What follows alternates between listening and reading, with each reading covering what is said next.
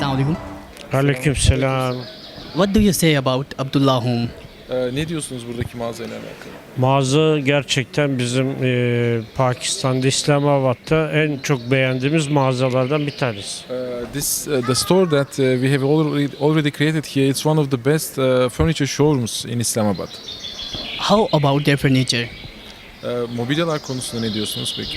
Mobilyalar şu anda gelen müşteriler tarafından da çok beğenildi. Bizi o da çok mutlu etti. Hatta şu anda bile çok güzel satışlar var. The furnitures are liked a lot from the clients who already visit the showroom, and most of the products which are displayed are already sold actually. What's your thinking about Pakistani people?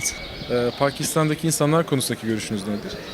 Valla Pakistan'da da zaten bizim Türkler kardeş bir toplum. O yüzden kültürlerimiz, ürünleri beğenme alışkanlıklarımız birbirine çok benziyor.